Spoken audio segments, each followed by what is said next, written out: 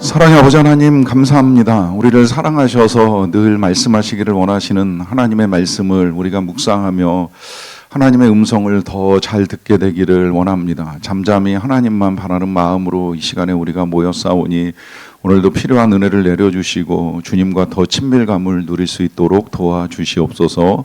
예수님의 이름으로 기도하옵나이다. 아멘. 오늘 묵상으로 음성 듣기 둘째 날 강의하는데 혹시 교재는 다 갖고 들어오셨죠? 교재하고 필기구 가지고 진행을 하시면 될 것 같고요.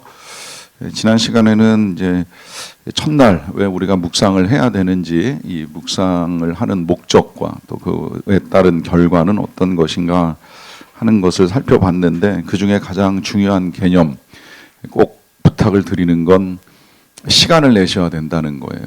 시간 내지 않고 음성을 듣는다, 시간 내지 않고 묵상을 한다는 거 어렵습니다. 제가 저녁에 그런 사람 소개했어요. 직장생활 무지하게 바빠가지고 거의 일 중독에 가까울 정도로 일을 하는 사람도 여자를 만나서 사귀어야 되겠다라고 생각을 하니까 저녁 7시 정도 되면 퇴근도 안 하고 일단 여자가 일하는 데까지 무조건 가요. 가서 끝날 때 기다렸다가 만나서 같이 저녁을 먹던 차를 마시던 어쨌든 시간을 보내고 여자 집까지 바래다주고 밤 10시, 11시 돼가지고 다시 회사에 들어가서 2시, 3시까지 일을 하다가 퇴근을 하면서 한 1년여 열애 끝에 결혼에 꼴이 냈다 하는 이야기를 들었던 적이 있어요. 이게 어찌 가능하겠습니까? 사랑하면 할 수 있다는 거예요. 사랑하니까 시간을 내고 시간을 내서 관계를 만듭니다. 이 원리 되게 중요한 원리예요. 사랑을 하면 일단 시간을 내요. 시간뿐만이 아니라 실은 이제 돈도 쓰게 되어 있죠. 그러면서 이제 이 만남의 시간을 갖다 보면 그 만남이 깊어지면서 친밀감이 형성되고 그 친밀감 가운데 이제 열매가 맺힙니다. 이 원리가 남녀 사이에도 일어나는 일이지만 이 열매는 남녀 사이에는 이제 결혼과 자녀라고 한다면 이게 이제 하나님과 우리 사이에도 정말 우리가 하나님을 사랑한다면 시간을 내죠. 낼 수밖에 없고 그 시간을 내서 하나님을 만나요. 그 만나는 가장 좋은 방식이 묵상이라고 말씀을 드리는 거예요. 기도는 조금 위험해요. 기도는 일방적일 가능성이 많기 때문에 기도보다는 말씀 속에서 묵상하는 가운데, 왜 묵상 개념 지난주에 정리할 때 들으신 분들은 묵상이 뭐예요? 묵상이 대화다, 만남이다, 예배다, 교제다, 이제 이런 표현 제가 많이 썼잖아요. 그래서 묵상을 하다 보면 하나님과 가까워지고 이 하나님과의 친밀감 속에도 열매가 굉장히 많이 나타납니다. 그 열매가 이제 성령의 열매일 수도 있고 각 개인의 성품이 될 수도 있고 그 외에 이제 오늘도 나옵니다만은 여기 이제 인생의 형통과 평탄까지 이거 하나님이 말씀하신 그대로 다 약속하신 거예요. 그런 의미에서 묵상 굉장히 중요하다라고 하는 말씀을 드립니다. 그래서 이제 묵상을 하는데 오늘은 묵상을 위한 준비라는 타이틀을 붙였는데 교재를 만들고 나서 보니까 이 준비가 대단히 거창하게 뭘 준비하고 묵상을 해야 되지라고 하는 말씀 이제 생각이 다시 들게 돼요. 그런데 묵상을 위한 준비 꼭 필요하다면 일단 성경 제일 좋고요. 그 다음에 모드오트 교재 가지고 해도 상관은 없고 우리 지금 이제 묵상 교재 2달에 한 번씩 교회에서 이제 준비해서 여러분들 가져갈 수 있게 하니까 그 교재 가져가시는 것도 좋고요. 교재 아니면 이제 노트만 있어도 된다고 말씀드렸어요. 노트만 가지고 할 수 있으면 저는 그것도 나쁘지는 않다고 생각해요. 굳이 해설 봐야 되나 하는 생각을 하지는 않는데 이제 성경만 보면 좀 딱딱할 수도 있고 답답할 수도 있고 또 이해가 안 되는 부분도 있을 수 있으니까 교재 쓰는 거 괜찮고 그 다음에 이제 또 하나 이제 외적으로 준비를 한다는 데 있어서 필요하다면 필기구 준비하면 좋아요. 메모를 하세요. 이게 처음엔 좀 메모가 어렵고 불편하지만 하다 보면 이제 메모하면서 묵상을 하다 보면 이제 증거도 남고 그 증거에 따라서 하나님이 실제로 이제 어떤 일을 이루셨는지 볼 수 있는 것들도 있고 또 시간이 지나면서 내가 과거에 어렸을 때 혹은 이전에 어떤 묵상을 했는지 보시면 나중에도 굉장히 도움이 많이 되기 때문에 필기구 같은 거 준비하시면 좋고 제가 그래서 때로는 이 묵상 강의할 때 필기구 기왕이면 좋은 거, 비싼 거 준비하시라고까지 말씀드립니다. 지금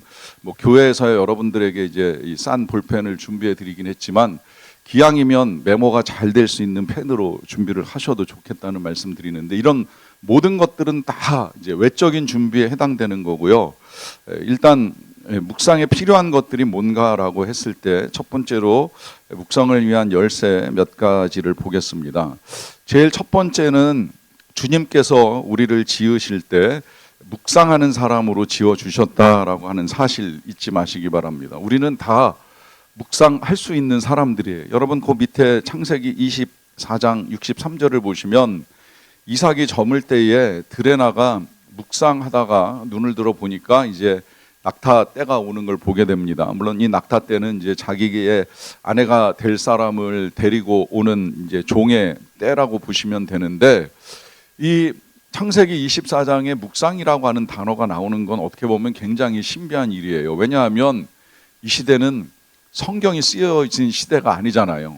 그리고 이스라엘의 역사가 시작된 지도 얼마 안 됐고, 뭐 우리가 아는 사람이라고 해봐야 아담, 노아, 그 다음에 이제 아브라함에 이어서 이삭인데, 이 시대에도 묵상은 있었던 거예요. 뭘 묵상했는지는 알 수 없지만 그 시대에도 묵상이 있었다는 이야기는 하나님께서 우리를 지으실 때에 묵상할 수 있는 사람으로 지으셨다는 거예요. 이때 묵상할 수 있는 사람으로 지으셨다는 이 말의 의미는 우리가 생각할 수 있는 존재이고 또 하나님과 대화할 수 있는 존재로 지으셨다라고 하는 의미입니다.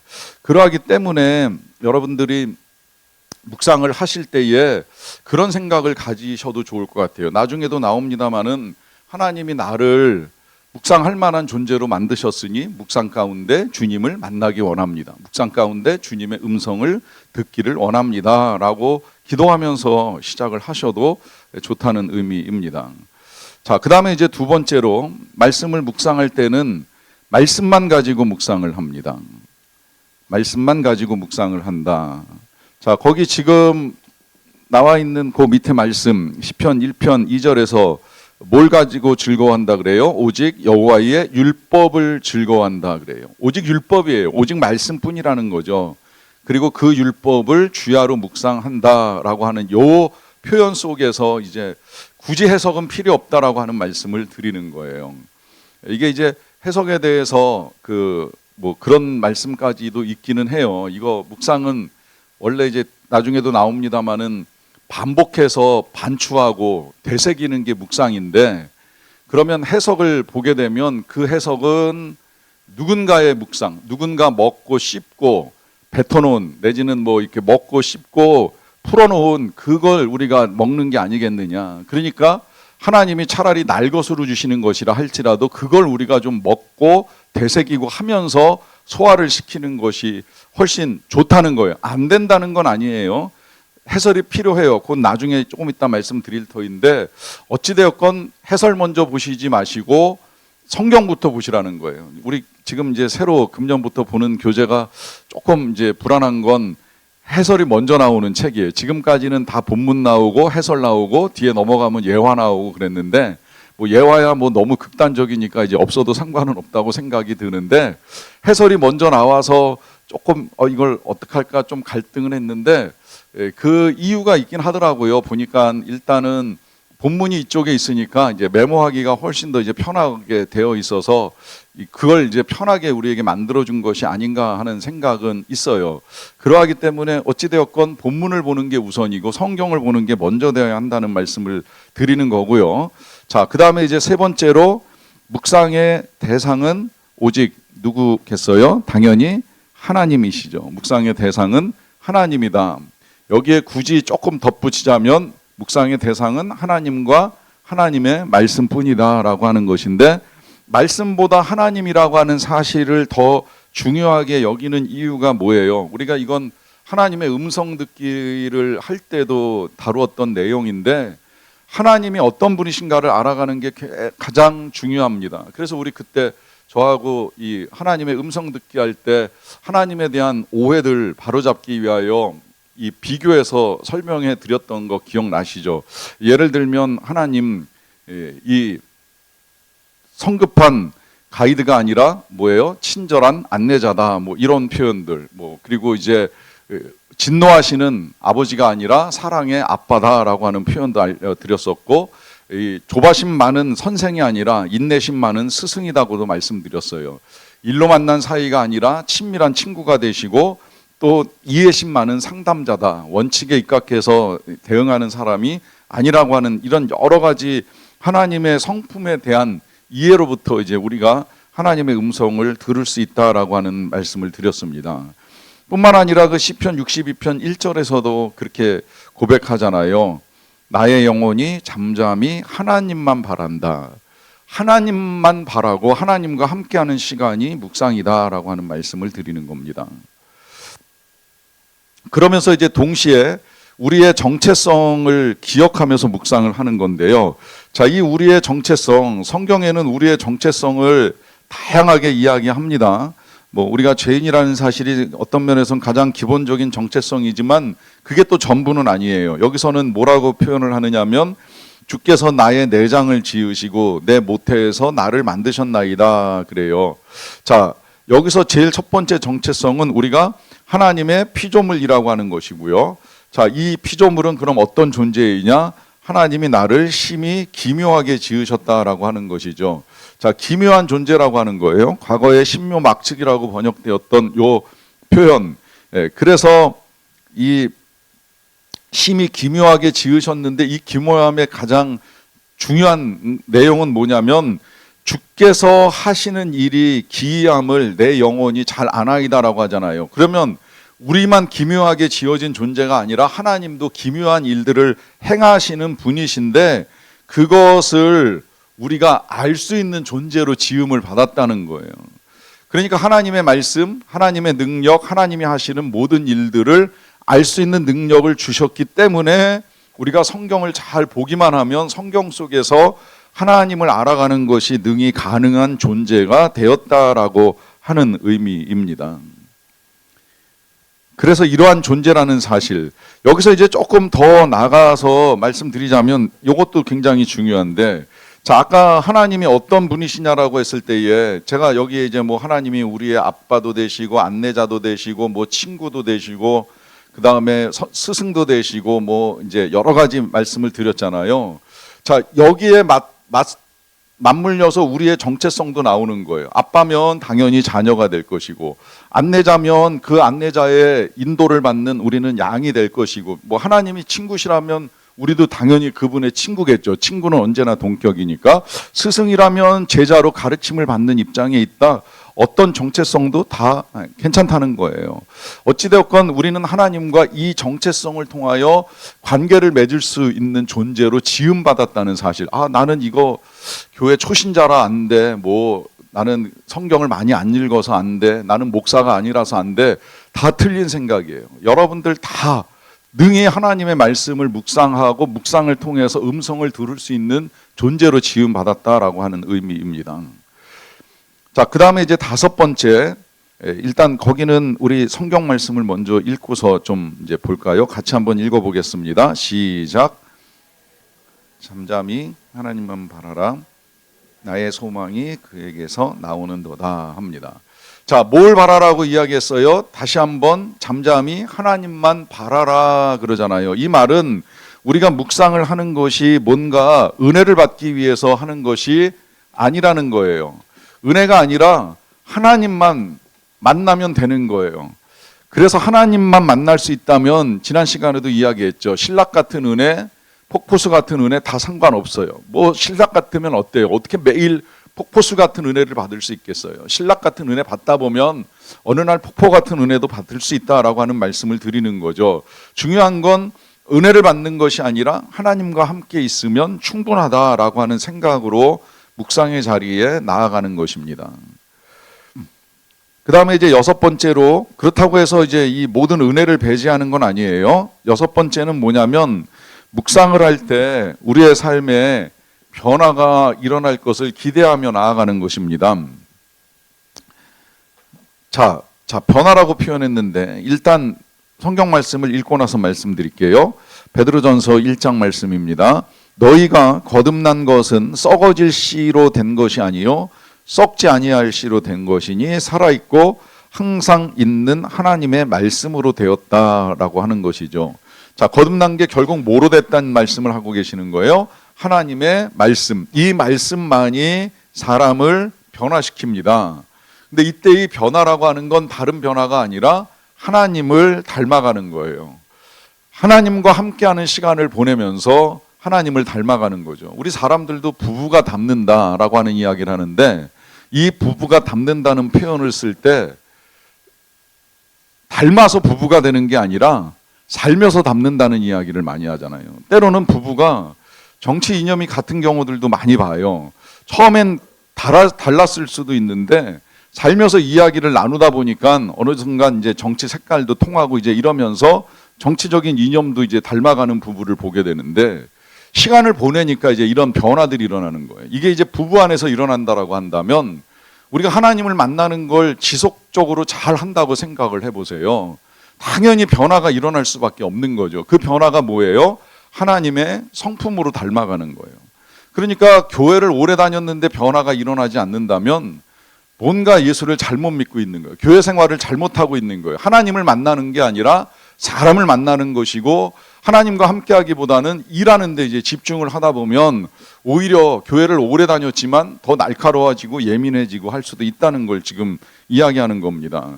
그러니까 우리의 거듭남은 오직 말씀으로 가능하다, 우리의 변화는 오직 말씀으로 가능하다라고 하는 생각을 하면서 묵상 중에 하나님을 만나는 일을 할 수 있어야 된다라고 하는 의미입니다.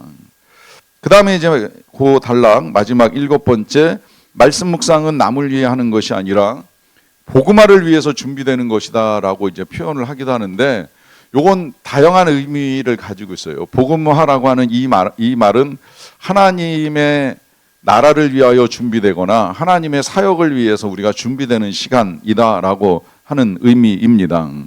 더 나아가서 이 복음화, 하나님의 나라, 하나님의 사역이 아니면 우리가 묵상 없이 이 사역을 감당하게 되면 이것이 하나님 나라를 위한 헌신이라기보다는 오히려 노동에 빠질 가능성도 있다는 거예요. 그러다 보니까 봉사 많이 하면서 피곤이 느껴지는 이유 중에 하나가 하나님과의 친밀한 관계 속에서 감당해야 될 교회의 아름다운 이 섬김과 봉사가 어느 순간 이제 노동으로 전락하면, 여러분 똑같은 일도요, 돈 안 받으면 기쁘게 하는데 돈 받으면 피곤해지기 시작하잖아요. 그러니까 이게 그래서 이제 이 본질을 우리가 놓칠 가능성이 많은데, 그래서 묵상을 통하여 늘 하나님과의 관계가 잘 유지되는 상황에서 이제 이 사역을 하게 되면 그게 하나님 나라를 위한 아름다운 섬김이 된다는 거예요. 자, 그 밑에 여호수아 1장 9절 말씀, 6절부터 9절 말씀은 너무나 중요하기 때문에 읽어가면서 조금 말씀을 드릴게요. 강하고 담대하라. 요거 여호수아에게 하시는 하나님의 말씀이죠. 너는 내가 그들의 조상에게 맹세하여 그들에게 주리라 한 땅을 이 백성에게 차지하게 하리라 합니다. 자, 일단은 하나님의 약속이 먼저 주어졌어요. 그건 이제 애굽을 떠난 이스라엘 백성들이 가나안 땅을 차지하게 하리라라고 하는 약속이잖아요. 자, 이 약속을 하나님이 지금 여호수아에게 하고 계십니다. 그런데 여러분, 지금 여호수아의 상황을 좀 살펴보면서 요 하나님의 말씀을 잘 이해해도 더 좋을 것 같아요. 자, 모세, 제가 생각할 땐 이스라엘 전체 역사 속에 모세 같은 지도자는 없다고 생각해요. 다윗하고 또 결이 다르잖아요. 다윗은 이제 이미 왕국을 건설한 상태에서 이제 왕국을 확장하고 이제 왕국을 세워나가는 역할을 했다고 하면, 모세는 저 노예 생활부터 시작된 민족을 이끌고 광야를 지나서 가나안 땅까지 들어가는 이제 엄청난 사역을 감당하는 모세인데, 지도자인데, 여러분 그 지도자 뒤에 서는 지도자의 입장은 어떨까요? 할만하다고 생각할까요? 절대 쉽지 않죠. 누가 봐도 모세는 대단한 사람인 거예요. 그 대단한 사람 뒤를 이어서 지도자가 된다? 절반도 따라가기 힘들 거라고 생각을 할 수 있어요. 더군다나 모세는 나이도 있었지만 여호수아는 그만한 나이도 아직 되지 아니하였고, 모세는 성전에서 매번 하나님을 만나면서 하나님의 음성을 직접 듣고 명령과 지시를 내렸는데, 그래도 이스라엘 백성들을 이끄는 게 쉽지 않았는데 자기가 이제 해야 된다고 생각하니 얼마나 어렵겠어요. 그리고 이제 더 나가서 물론 모세도 전쟁을 몇 번 치러본 적은 있지만 이 여호수아는 가나안 땅에 들어가면 땅을 주신다고는 말씀하셨는데 그 땅이 그냥 뭐 가서 점령만 하면 되는 땅이 아니잖아요. 싸워야 되는 땅들이에요. 7 족속하고 전쟁을 치러야 됩니다. 그럼 뭐가 필요하겠어요? 상식적으로는 군사력 내지는 전투력, 뒷받침할 만한 경제력, 이게 기본 아닙니까? 이게 전쟁의 기본이지요. 이거 무기도 없이 군사력도 없이 전투력도 없이 전쟁을 하겠다? 얼마나 무모한 일이에요. 그런데 하나님이 그 땅을 주시겠다라고 하신 그 다음에 준비하라고 하시는 그 명령이 이제 보세요. 7절 오직 강하고 극히 담대하여 나의 종 모세가 내게 명령한 그 율법을 다 지켜 행하고 우로나 좌로나 치우치지 말라. 그리하면 어디로 가든지 형통할 것이다 그래요. 뭘 준비하라 그래요? 율법을 지켜 행하라 그래요. 이것만 하면 된다는 거예요. 뭐 몇 명의 군사를 모집해서 훈련시키고 무기를 준비하라 말씀 없는 거 다 아시잖아요. 뭐만 하면 된다? 율법만 지키면 된다? 그러면 형통한다라고 하는 말씀하십니다. 이게 한 번으로 끝나지 않아요. 8절 또 보실게요. 이 율법책을 내 입에서 떠나지 말게 하며 주야로 그것을 묵상하여 그 안에 기록된 대로 다 지켜 행하라. 그리하면 네 길이 평탄하게 될 것이며 네가 형통하리라 하십니다. 다시 또 강조하는 건 뭐예요? 그 율법 입에서 떠나지 말게 하고 주야로 그것을 어떻게 하라? 묵상하라. 그리고 묵상한 대로 지켜 행하라. 그리하면 형통하리라, 평탄하리라. 여러분 자녀 잘 키우고 싶으면 그래서 어렸을 때부터 이거 훈련시키시라고 말씀드리는 거예요. 애들 인생 평탄한 거 다른 데서 오지 않아요. 어려서부터 묵상 훈련하면 나이 들어 평탄하고 나이 들어 형통합니다. 사실입니다. 틀리지 않아요. 이건 하나님의 약속이기 때문이에요. 하나님이 말씀하셔서 말씀을 드리는 거예요. 다른 거 가르치려고 애쓰지 말고 묵상하는 법 가르치고 묵상하는 습관 가르치고 묵상을 하게 만드세요. 그러면 10년, 20년 동안 세월이 흐르면서 이제 조금씩 확인할 수 있을 거예요. 얼마나 평탄한지, 얼마나 형통한지. 자, 또 한 번 말씀하십니다. 9절. 내가 네게 명령한 것이 아니냐? 강하고 담대하라. 두려워하지 말라. 놀라지 말라. 네가 어디로 가는지 네 하나님 여호와가 너와 함께 하느니라라고 하는 말씀하시잖아요. 자, 다시 한번 강하고 담대하라는 말씀을 하시면서 하나님이 다시 하시는 말씀 뭐예요? 어디로 가든지 함께 하시겠다. 자, 이걸 어떻게 확인하겠습니까? 이걸 확인하는 방법이 묵상이라는 거예요. 이걸 확인하는 방법이 말씀이라고 하는 거예요. 그러니까 우리에게 있어서 묵상 정말 중요하고 필요하다라고 하는 사실 다시 한번 확인하면서 이제 묵상을 위하여 꼭 필요한 거 2가지를 이야기합니다. 넘어가서 보시면 1번에 자, 제일 첫 번째로 필요한 거 뭐예요? 1번에 필요한 거는 솔리튜드, 고독이라고 하는 건데 요 2가지 S 이게 참 재밌는 게 뭐냐면 둘 다 이제 역설적으로 좀 표현이 되어 있어요. 그 다음에 이렇게 해석을 보시게 되면 자, 이건 고독이라고 하는 건데 하나님과 함께 홀로 있는 삶이라고 이제 표현을 하잖아요. 이게 지금 말이 안 되는 이야기죠. 함께 하는데 홀로 있다. 자, 홀로 있다는 건 어떤 의미예요? 공간적으로, 시간적으로 여러분들이 독립된 시간과 독립된 공간을 만들어서 홀로 계시라는 거예요. 그때 이제 하나님이 여러분들과 함께 계신다는 거예요. 그래서 제가 가끔 어렸을 때 그런 경험 여러분들하고 나눈 적이 있는데 처음에 저는 묵상을 배워나갈 때 홀로 있을 수 있는 공간이 없었어요. 학교 가면 친구들 있죠. 집에 오면 형들 있죠. 형들하고 한방 쓰는데 홀로 있는 공간을 만들 방법이 없어요. 시간은 더더욱 그렇고요. 그래서 만든 방법이 집에 있으면 화장실로 들어가서 변기에 앉아가지고 이제 노트 펴놓고 성경 펴놓고 묵상했고요. 학교는 제일 먼저 가서 이제 애들 오기 전에 이제 아무도 없는 공간에서 이제 혼자 묵상하는 시간을 이제 가졌어요. 이걸 자랑하려고 말씀을 드리는 게 아니라 내가 지금 그럴 만한 시간이 없다, 공간이 없다. 창의적으로 생각을 하세요. 어디에서 할 수 있을 것인가 고민을 좀 해보시라고 하는 거예요. 여러분 이게 지금 어려운 건 뭐 가족들이 있어서 안 되는 것이 아니라 마음만 있다면 얼마든지 그럴 만한 공간과 시간을 만드는 건 과거보단 훨씬 더 좋아지지 않았을까 하는 생각을 하면서 조심스럽게 말씀을 드리는 거고요. 자, 그 다음에 이제 두 번째는 뭐예요? 사일런스는 당연히 이제 침묵이라고 하는 거죠. 침묵. 자, 요 침묵도 역시 이제 거기서 역설적으로 좀 이야기가 되는데, 이 침묵이라는 게 입을 닫고 있는 것만이 침묵은 아니라는 이야기예요. 입을 닫고 있지만 또 한편으로는 뭐예요? 귀를 기울여서 적극적으로 들으려고 하는 태도를 말하는 겁니다. 침묵하라고 하니까 가끔은 이제 눈 감고 묵상을 하시는 분들이 계시는데, 저는 눈 감고 묵상하지 마시라고 말씀을 드려요. 눈 감고 묵상하면 여러분 졸리고 잠 옵니다. 눈 감았는데 잠 안 오는 사람이 어디 있어요. 그러니까 차라리 눈 부릅뜨고 성경 보면서 대신 말을 하실 필요는 없어요. 그러나 하나님이 말씀하시는 걸 듣고자 해야죠. 오늘 우리가 찬양도 불렀고 앞에 시편 62편 중에 1절도 나오고 5절도 나왔어요. 여기 반복된 단어가 하나님만 바란다라고 하는데 또 다른 단어 나와 있는 거 알고 계시죠? 뭐예요? 잠잠히. 이게 이제 사일런스잖아요. 잠잠이라고 하는 요 표현이.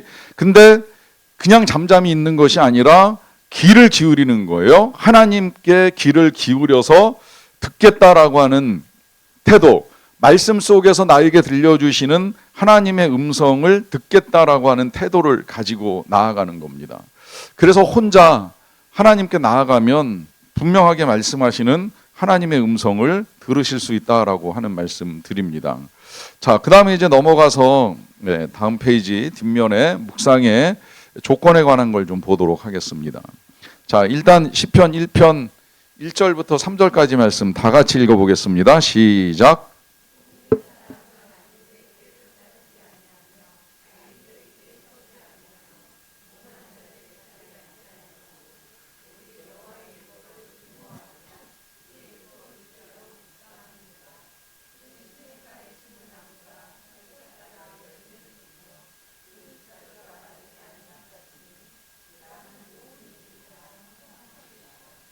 여기서 나오는 첫 번째 조건 뭐라고 명하세요? 율법책을 입에서 떠나지 않게 하라라고 하는 것이죠. 사실 요거는 이제 아까 우리가 보았던 그 여호수아 1장 8절에서 나와 있던 말씀인데, 어찌됐건 율법책 하나님의 말씀을 입에서 떠나지 않게 하는 것이 이제 가장 중요합니다. 그 다음에 이제 두 번째로는 주야로라고 하는 표현. 이것도 여호수아 1장 8절에서도 나왔는데 지금 여기 시편 1편에서도 똑같이 말씀하시죠. 주야로라고 하는 말은 뭐예요? 하루 종일이라고 하는 말이에요. 하루 종일이라고 하는 이 말은 아침에 스쳐 지나가듯이 잠깐 보고 끝나는 말씀이 아니라 하루 동안에 그 말씀을 되새김질해야 된다라고 하는 의미로 일단 해석을 할 수 있겠고요. 근데 이게 생각보다 어려워요. 이게 이제 습관이 안 되면 주간에 내가 오늘 아침에 무슨 말씀을 읽었지, 무슨 음성을 들었지 생각하기 굉장히 어렵거든요. 이제 그게 어려우면 적어도 저녁에 하루를 마치면서 잠깐이라도, 뭐 길게 5분, 10분이면 더욱 좋겠지만 아니면 1분이라도 기도하는 시간을 가지면서 다른 것보다 아침에 들었던, 아침에 읽었던 말씀이나 음성을 되새김질해 보세요. 오늘 새벽에 무슨 말씀 들었지, 무슨 음성 들었지, 무슨 말씀을 묵상했지, 그리고 그 말씀을 붙들고 내가 오늘 어떻게 살았는가라고 하는 거를 되새길 수 있으면, 그러면 이제 주간에 말씀을 묵상하는 훈련을 할 수 있다라고 하는 의미가 됩니다. 그리고 이 주야로라고 하는 요 말씀의 의미는 아침 저녁만이 아니잖아요. 하루 종일이잖아요. 근데 거기서 조금 더 이제 확장을 한다고 하면 이게 매일의 의미를 같이 담고 있는 거예요. 매일. 또 이것이 매일이라고 하는 이 말의 의미는 가끔 띄엄띄엄해서는 안 된다는 거예요. 매일 할 수 있어야 된다는 거예요. 매일 지속적으로. 적어도 일주일에 6일은, 이제 우리 교회는 주일날 예배를 드리니까 예배에 집중하기 위해서 뭐 주일은 묵상을 하시라 이런 말씀을 드리지는 않는데, 어찌되었건 매일같이 하나님의 말씀을 보는 훈련을 할 때에 어떤 날은 신락 같아도 어떤 날은 폭포 같은 은혜를 경험할 수 있는 것이지, 어느 날 갑자기 뛰어들어가지고 뭐라고 말씀하시지, 무슨 말씀을 들려주실까 할 수는 없다는 말씀을 드리는 겁니다. 자, 그 다음에 이 세 번째는 이제 즐거워한다라고 하는 것인데, 자, 율법을 즐거워한다. 이게 참 어려운 일이란 생각이 들었어요. 율법을 즐거워한다? 요거 뭐 표현을 바꾸어 가지고 말씀을 즐거워한다, 성경을 즐거워한다. 이게 우리 시대에 굉장히 어려운 일이잖아요. 왜 어려울까요? 어려운 이유는요, 지속적으로 보지 못하기 때문에 어렵습니다. 그 나태주 시인인가요? 굉장히 그 유명한 시 중에 그런 시 있잖아요. 오래 보아야 사랑스럽다. 너도 그렇다. 묵상할수록 참 기가 막힌 말인데, 스쳐 지나가면서 봐가지고 사랑을 갖는다라고 하는 건 믿을 수 없어요. 그런데 누구라도 들여다보면 들여다볼수록 사랑스러운 존재라는 사실을 깨닫게 되는데, 저는 그 표현이 성경에도 다르지 않다고 생각이 들어요. 성경 스쳐 지나가듯 보면 굉장히 딱딱한 책이에요. 지루해요. 재미없어요. 저도 인정해요. 그런데 오래 보면 말씀이 사랑스럽습니다. 읽으면 읽을수록 말씀이 오묘하고요, 기가 막힙니다. 늘 읽을 때마다 신기한 건, 이런 말씀이 여기 들어있었나? 얼마 전에도 선교사님하고 이렇게 대화 나누는데, 그분은 군대라고 하는 단어, 이 이스라엘 백성들이 애굽에서 떠나 나올 때 출애굽기 14장에 나오는 그들을 향한 표현이 여호와의 군대라고 하는 걸 이번에 보셨다는 말씀하시더라고요. 그러면서 성경에 이런 단어가 나와요라고 하는 이제 말씀하시는데, 그렇게 성경을 읽어도 우리가 미처 집중하지 못하는 단어들이 있어요. 저도 교회 개척하기 전까지는 성경에 개척이라는 단어가 있다는 생각을 해본 적이 없어요. 그런데 여호수아서 읽어가다가 어느 날 개척이라는 단어가 눈에 들어오고, 이걸 내가 해야 되나 이제 고민하면서 하나님의 음성을 듣는 중에 교회를 시작할 마음을 갖게 되었는데, 그렇게 성경을 읽어도 눈에 안 띄는 단어가 눈에 들어올 때, 그리고 그 단어가 사랑스러워지는 때가 있어요. 그 때가 이를 때까지 조금은 인내하고 조금은 오래 보는 훈련을 해나가다 보면 이 즐거워한다는 말이 결코 낯선 표현이 아닐 수 있다라고 하는 거예요. 조금 힘들어도 시간을 내서 보시라라고 하는 말씀을 드리는 겁니다. 자, 그 다음에 이제 묵상 도구들, 이 도구들도 아까 말씀드렸듯이 뭐 꼭 필기구, 노트, 묵상 교재, 성경책, 이제 그런 이제 외적인 도구가 아니라 우리가 일상적으로 사용할 수 있는 이제 묵상의 도구들을, 묵상의 방법을 위한 도구들이라고 이해를 하시면 좋겠는데요. 자, 그 도구들 중에 이제 제일 첫 번째는 관찰하는 겁니다. 관찰. 일단 어떻게 해야 될지 모르면 본문을 그냥 계속 읽어가면서 관찰하세요. 그 관찰하면서 제일 좋은 방법은 이제 육하 원칙에 따라서 이제 본문을 들여다보는 거예요. 육하 원칙 아시죠? 오늘 본문에 나오는 사건은 언제, 어디서, 누가, 왜, 무엇을 어떻게 했나, 이제 이걸 가지고 보는 거죠. 자, 오늘 아침 본문 같으면 뭐 여기서 이제 누가는 사람에게 초점을 맞출 수도 있고 하나님께 초점을 맞출 수도 있는데, 예를 들어서 오늘 본문을 하나님에게 초점을 맞춰서 푼다라고 하면 언제인지 아브라함 때에 어디서 소돔과 고모라에서 하나님이 왜 그들의 죄악 때문에 그들을 멸망시켰다. 어떻게? 불과 유황으로. 이게 기본적인 사건이잖아요. 또 이걸 사람 롯에게 초점을 맞추면 이제 소돔과 고모라가 멸망할 때에 소알에서, 아니면 뭐 소알에서 도망쳐 나온 동굴에서 롯이 이제 하나님께 동굴까지 가겠다고, 산까지 올라가겠다고. 왜? 두려워서, 무서우니까. 그래서 도망을 갔다. 이제 이런 객관적인 이해를 하고 난 다음에 그 다음에 이제 좀 더 깊이 있게 이제 묵상을 하시라고 말씀을 드리는 거예요. 이제 요 묵상은 꼭 이제 창세기나 뭐 이제 이 민수기 같이 사건을 접할 때뿐만이 아니라 시편을 읽어 나가면서 묵상을 하실 때도요, 이 시편이 언제 누가 무슨 사건을 배경으로 쓴 건가 하는 것까지 관찰할 수 있으면 도움이 많이 됩니다. 근데 이제 그게 어려워요. 그래서 이제 이해가 필요한데, 이 이해 때문에 저는 본문에 대한 해설이 다 나쁘다고 생각을 하지는 않는 거예요. 사실 이 이해를 위해서 이제 사전에 우리가 성경을 공부하면 뭐 더할 나위 없이 좋은데 그러기 쉽지 않잖아요. 그러다 보니까 이제 그 묵상 교재에 나와 있는 이제 해설의 도움을 받게 되는데, 감사하게도 이번에 바꾼 교재의 해설은 제가 보면 볼수록 참 잘 되어 있어요. 해설을 먼저 볼 필요는 없지만 본문에 대한 이해가 어렵다라고 하면 해설의 도움을 받는 것도 나쁘지는 않다는 거예요. 다만 해설의 도움을 받았을 때 주의하셔야 될 건 뭐냐면, 해설을 묵상하지 마세요. 해설의 도움을 받고 다시 본문으로 와서 본문 안에서 하나님이 뭐라고 말씀하시는가 하는 것을 다시 들으려고 애를 쓰는 훈련을 하실 때에 이제 우리가 해설 없이도 하나님의 말씀을 묵상하는 것이 괜찮다라고 하는 의미입니다. 자, 그 다음에 이제 세 번째는 반복이 아주 중요한 도구인데요. 묵상이라는 말 자체가 되새김에서 왔다 그랬잖아요. 초식 동물들이 먹은 바 음식을 되새기고 되새기면서 소화를 시켜 나가듯이 그렇게 우리도 성경을 읽어 나가면서 반복을 해야 된다는 거예요. 만약에 여러분들이 묵상이 초보고 묵상이 잘 안 되면 이렇게 생각하셔야 돼요. 어떤 묵상을 하시기 전에 일단 오늘 성경을 묵상하면서 본문을 10번 이상 읽는다 이렇게 생각하고 시작하세요.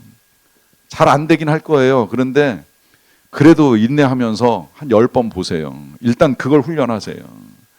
그 훈련이 잘 되면 시간이 지나면서 한 2번 내지 3번 정도 이렇게 봐도 되새김이 돼요. 충분히 돼요.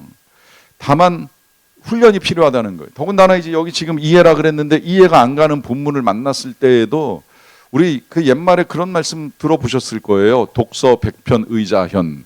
물론 아무리 이해가 안 돼도 100번 읽어서도 이해 안 되는 문장이 있을 수는 있는데 웬만큼 우리가 100번을 못 읽어서 그렇지 여러분 10번만 읽으면 2-3번만 잘 읽어도 뜻을 파악하는데 크게 어렵지는 않다는 거예요. 그러니까 중요한 건 반복이에요. 한 번 읽고 띵해 뭔지 잘 모르겠어. 무슨 말씀 하시는지도 모르겠어 하지 마시고 반복해서 읽고 또 읽어 나가는 과정 중에 뭔가 오늘 여기서 걸리는데 이게 오늘 하나님 나에게 주시는 말씀인가?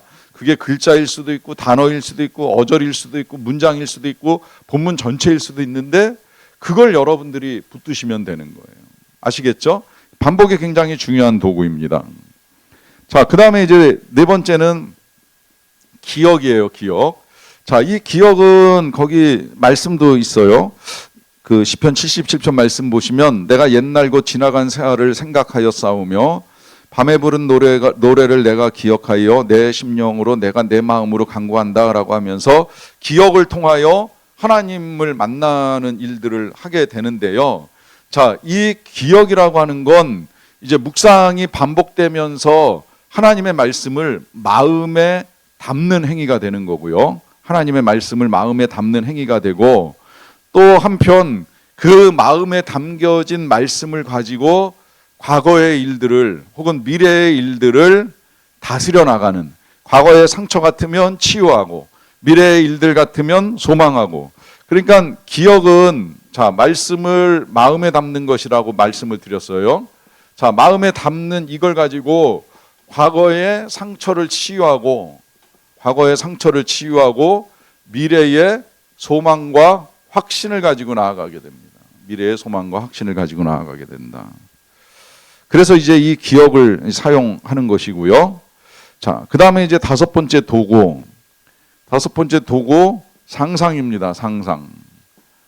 자, 이 상상 아인슈타인이 그랬다죠. 상상은 지식보다 중요하다라고 하는데 이 상상이 인간의 기술과 과학을 이제 발전시켜 왔잖아요. 묵상에 있어서도 상상 굉장히 좋은 방식이에요. 왜냐하면 상상할수록 우리가 지금 관찰하는 게 점점 더 쉬워지고 그 관찰 속에서 깊이 있는 묵상이 가능하거든요. 그러니까 묵상하는 본문 속에 들어있는 사건이나 상황을 그려보세요. 뭐 이거 성격에 따라 S는 좀 어려울 수 있죠. MBTI N은 좀 이제 이게 익숙할 수 있을지 모르겠지만 뭐 그렇다고 해서 우리 뭐 100% S도 100% N도 없는 거잖아요. 해나가 버릇하면 뭐든지 다 익숙해질 수 있는 게 인간의 가능성인데 그런 면에서 상상력 동원해서 본문의 내용을 잘 그려보세요. 특히 이제 그럴 때 그 주로 이제 강조하는 것 중에 하나는 뭐냐면 여러 입장이 돼보는 거예요. 하나님 입장도 돼보고 주인공 입장도 돼보고 옆에서 구경하는 구경꾼 입장도 돼보고 예수님 같으면 예수님 옆에 제자도 돼보고 환자도 돼보고 환자의 부모도 돼보고 이러면서 상상을 가지고 이제 이 본문을 읽어 나가다 보면 그런 입장에 주시는 하나님의 음성을 듣는 게 훨씬 더 도움이 많이 된다는 거예요. 사실 우리가 뭐 예를 들어 12의 혈루증 앓던 여인의 입장에서 본문을 보세요. 따라 두려워하지 말라. 네 병에서 놓여 건강할지어다. 생생한 주님의 육성으로 우리가 들을 수 있는 거예요. 그럼 얼마나 활기찬 하루를 살 수가 있겠습니까? 감사한 일이죠. 이렇게 상상을 동원하시라 하는 말씀을 드리는 겁니다. 자, 이제 그리고 마지막 6번째는 뭐예요? 독백도 중요한 묵상의 방법 중에 하나입니다. 이건 묵상일 뿐만 아니라 기도의 방법 중에 하나인데, 성경은 종종 그런 독백들을 우리에게 보여주죠. 시편 42편 5절에 보시면 내 영혼아 네가 어찌하여 낙심하며 어찌하여 내 속에서 불안해하는가. 너는 하나님께 소망을 두라. 그가 나타나 도우심으로 말미암아 내가 여전히 찬송하리로다. 그래요. 자, 여기서 지금 시인이 누구랑 대화해요? 자기의 영혼하고 대화하죠. 자기 자신과 대화하는 거예요. 대화의 시작은 뭐예요? 너 왜 낙심하고 너 왜 불안해? 자기가 불안하고 자기가 낙심했던 거예요. 근데 대화하다 보니까 어떤 결과를 맞이하게 돼요? 하나님께 소망을 두고 하나님이 도우신다. 그래서 찬송할 수 있다고 결론을 내립니다. 독백 굉장히 중요해요. 여러분 기도하기 힘들 때, 기도가 어려우면 여러분들 스스로에게도 때로는 이런 독백 필요해요. 사도 바울도 보여주잖아요. 내게 능력 주시는 자 안에서 내가 모든 것을 할 수 있느니라. 오해되긴 했지만 이 능력은 특별한 걸 할 수 있는 능력 아니라고 말씀드렸어요. 다만 가난을 이기고 고난을 이기는 능력인데 그 능력도 사실 중요하죠. 얼마나 힘들어요. 그 힘든 걸 이길 수 있는 능력 하나님이 주시면 가능할 거야 라고 하는 이 고백이 독백에서 나온 고백이라고 하는 것입니다. 그래서 이제 이런 것들이 이제 묵상을 위한 이제 여러 가지 도구들로 우리가 활용할 수 있다고 말씀을 드리는 거고요. 자, 그 다음에 이제 오늘부터 여러분들이 집에 가서 조금이라도 연습을 해보실 수 있도록 묵상 어떻게 하는가 3가지 단계로 간단하게 설명을 해드리겠습니다. 자, 제일 첫 번째 묵상 어떻게 하느냐 뭐예요? 열어라라고 하는 거예요. 열라. 뭘 열어야 되느냐? 마음을 열어야 됩니다. 마음을. 이거 안 열리면 정말 힘들어요. 근데 생각보다 어려워요. 말씀을 많이 알면 알수록 신앙의 연륜이 쌓이면 쌓일수록 말씀을 받아들이는 건 더 어려워질 수 있다는 거예요. 왜 그럴까요? 어느 정도 안다고 생각하거든요. 익숙하다고 생각해요. 익숙함은 때로는 소홀함을 낳습니다.